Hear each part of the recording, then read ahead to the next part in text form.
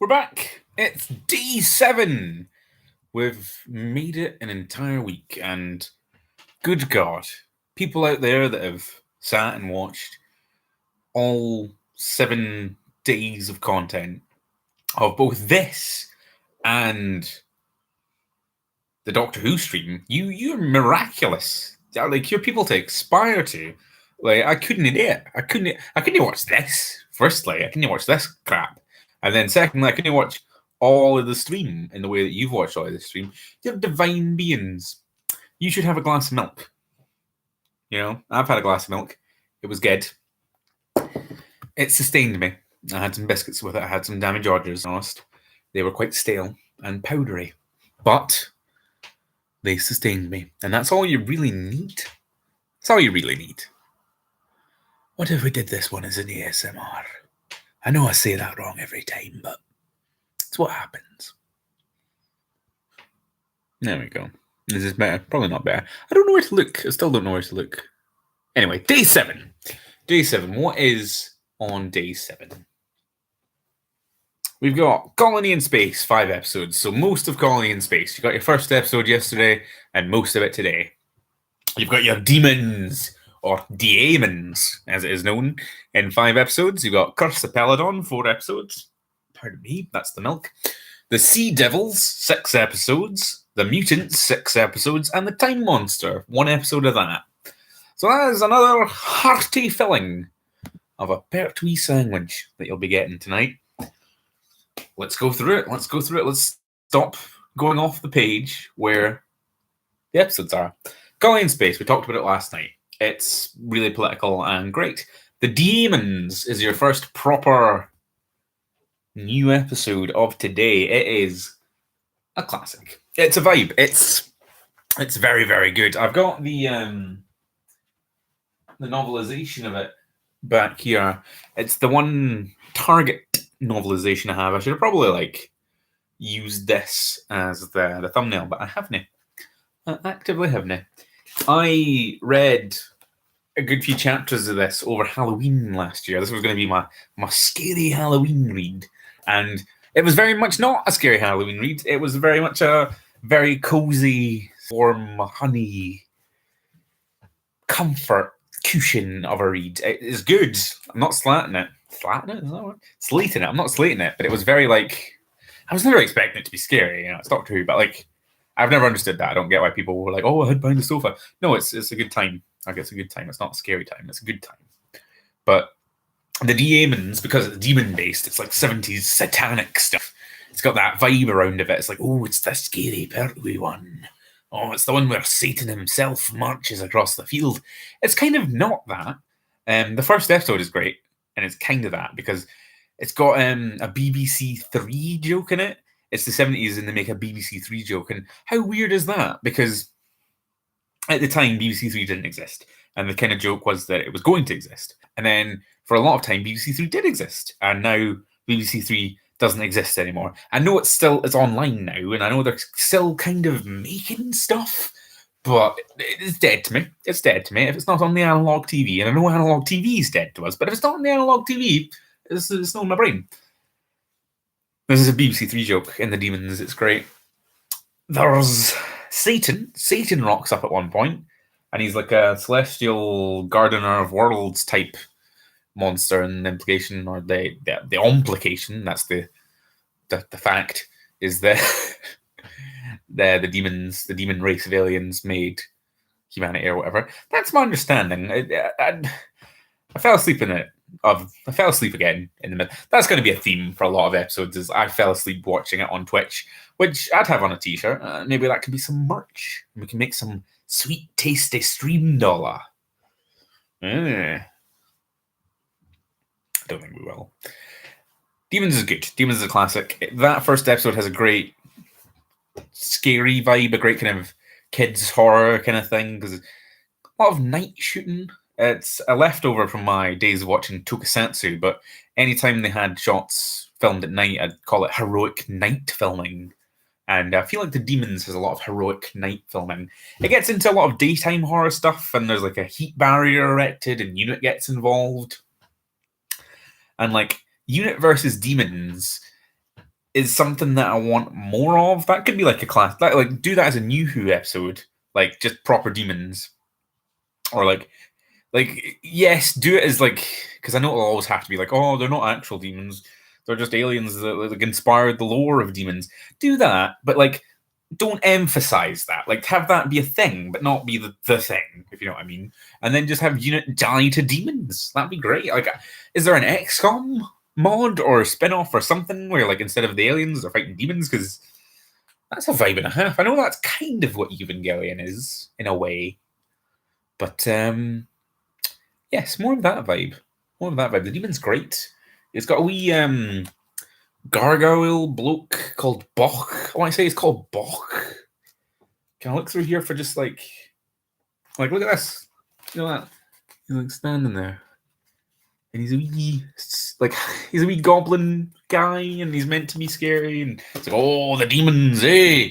But he's just a wee guy, and he's got the classic 5 rounds rapid, of course, line from the Brigadier. Incredible. I should have done like unit moments or something. I should have done like monster of the day and like best unit moments. Unit's best moment is just existing, which I know it doesn't currently do because Brexit killed Unit. Never forget. I think the joke's fine, but please bring back Unit at some point. It doesn't have to be under Chibbers. It doesn't have to be in the next 5 years, but at some point, when Gattis has wrested control, eventually, because I assume that's what he's doing.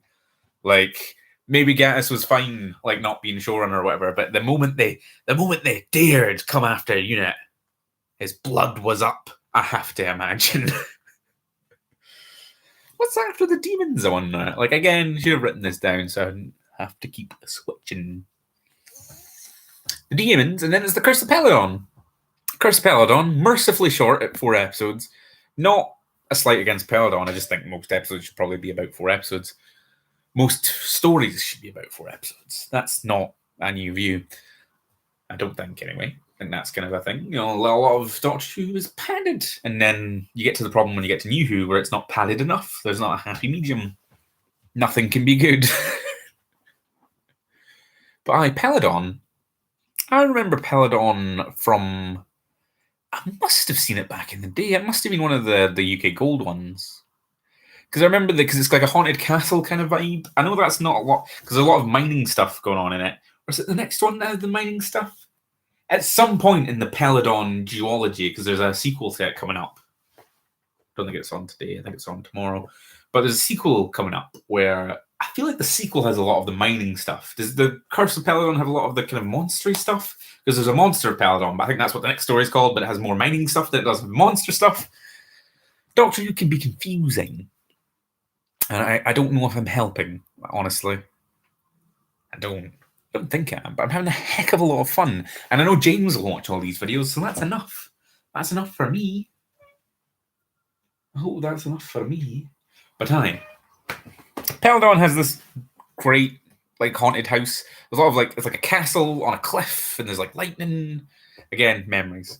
But it's got like the kind of 70s filmed on set, and like that kind of you can't really remake it with digital effects, but like the effect of like fire on those 70s cameras with like the glow, like that's enough for me. That's like the vibe enough of the Peladon stories is enough to get me through. I don't know if it is on the second one, because I remember watching that last year on Twitch and kind of tuning out. We'll get to that. We'll get to that. Curse of Peladon, I remember being a good time. Would recommend. Don't have much to say about it, really. The Sea Devils. Oh, Lord in heaven. I'm just going to scan the rest of the things. Yes, I'm going to say Sea Devils. Sea Devils. Pick of the day. Maybe it's demons. Maybe the demons is the pick of the day. Pick of the heart, Sea Devils. Pick of the day, demons, shall we say? Shall we call it quits at that? Shall we no fight? Shall we just say the demons is pick of the day? Sea Devils is pick of my heart. And monster of the day, to be honest. The Sea Devils is a cracking wee design of a monster. They're like the brother race to the Silurians. I guess they wanted to do a Silurian story again, but not actually put any effort in. That's probably horrible. Like, that's not what I mean. Like, they obviously put effort in, but it's like not the kind of environmental, and it's not kind of a very message heavy episode. It's more of a kind of post-war raid film, like a Bond escapade kind of thing, where there's a lot of Navy happening and a lot of offshore oil rig shenanigans and submarines and a big beach assault at the end. The Sea Devils invade, and then like the British Navy just destroys them. It's great. I don't even remember the Doctor doing much. Maybe he's got like a gizmo that like scrambles the Sea Devils. But my main memories of it is just that the Sea Devils attack, and then not a unit, specifically the Navy, are like, we'll not be having any of this. See, get the hovercrafts out. We'll deal with them. We'll see these invading aliens off. Hey, there's a sword fight at one point. The Master is like the Master in the Sea Devils is one of my.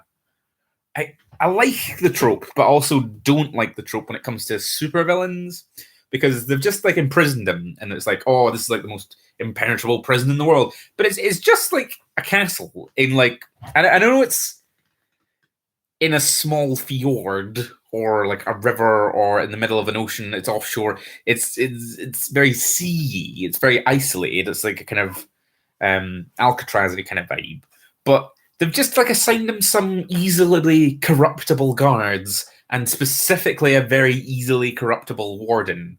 Like it's like they were almost begging for him to escape or to enact some sort of master plan. And I kind of like that. I kind of like the vibe, because like he's very Machiavellian, and he's very like iconically evil and like mustache twirling, and that it fits. It's just like you see it a lot in comics, and like specifically in comics where like they imprison a supervillain in like a super prison, but they keep all of his gear like in the same prison, so he can break out and then put his gear on and then go on a rampage. Don't do that. Just destroy his gear, or like give it to some scientists to do stuff with, but maybe at the other side of the world or something. Basically, do something. And like, it's not a slight against it, but when I see the Master in prison in the prison segments of the Sea Devils, that's kind of where my mind drifts to. It's very nautical as well. Like, if you like nautical vibes, the Sea Devils is the Doctor Who for you. If you like yourself some 70s nauticalisms, get yourself into the Sea Devils. It's a good time. I might like it more than I like the Silurians. Maybe that's blasphemous to say. It's a good time. It's like a romp. Like, it's an adventure. We're having a fun time. There's sword fights. Can't really go wrong, necessarily. What else have we got here? What have we got? Right, so we've got the Sea Devils, 6 episodes. Really 6. I always felt it was like a standard 4, but there you go. The Mutants and the Time Monster I'm going to lump together. The Mutants is 6 episodes, the Time Monster is 1 episode, so you're getting your starter of that for the night. I don't know anything about these episodes, I'm going to be honest. These were episodes that I meant to watch last year on Twitch. I feel like Atlantis gets involved with the Time Monster. I feel like people don't like the Time Monster from research, but like, I could.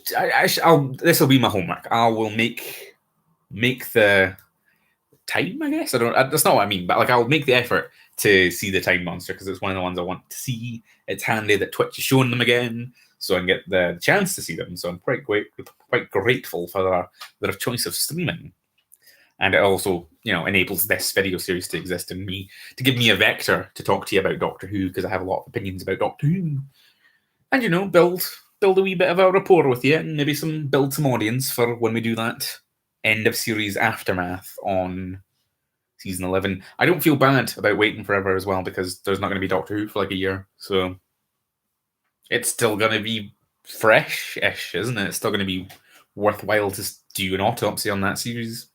The further I get away from it, the less. I was never angry about it, but the less befuddled by it. Like, it made a lot of choices that very aggressively befuddled me, but the more it kind of seeps into my memory, I'm just like, that was a good time. I liked Bradley Walsh. The 13th Doctor was fine. I know, like, I spent an agonizingly long time talking about how the 13th Doctor was not fine, but in my memories now, she's vaguely fine. So, aye. This isn't what this episode's about, so I should probably get back on track. Aye, the Time Monster and the Mutants. I have no idea what the Mutants is about. like a lot of series, a lot of serials, I can just kind of patchwork bits of memory together and like articles I've seen in Doctor Who magazine and stuff and pictures. I can be like, oh, that's the episode where this happened. I've not seen it, but I'm pretty sure this happens there. I have no idea what happens in the Mutants. What's the Mutants about? Is that have I like conflated the Mutants with the Colony in Space? Maybe I don't. I'm not 100%. I feel like I might have watched bits of it last year, but they clearly didn't make much of an impression on me. And as I say, I think the Time Monster is the one with Atlantis, or at least one of the ones with Atlantis. I hear that there's a whole controversy in Classic Who where they kill Atlantis like 3 times, which is something I would want from Classic Who. If you told me that like Classic Who didn't kill Atlantis at least 3 different times in 3 separate occasions in 3 separate ways that conflict with each other, if you told me that hadn't happened, I'd be disappointed. I would be. That's something you want from your like mad old TV shows, is a lack, an entertaining lack of consistency, which I think Doctor Who, because Doctor Who is quite consistent when it gets to a certain point. Like after a certain point, they knew what they were doing, or at least there was attempts made at consistency. But you know, there's areas of Doctor Who that just don't fit together with other areas of Doctor Who, and I love that. That's great. That's what I want. Woo. Bye. That's what's on Twitch. You should go watch it. Hopefully, this goes up before the stream starts. I know the stream is probably always on because of the way it's running with its loops and everything. But before, I hope this goes up before, before. Bye. I'm going to end the stream now. I'll get a sonic screwdriver at some point to go and be all fancy. At some point, we'll get into editing, and that'll be nice.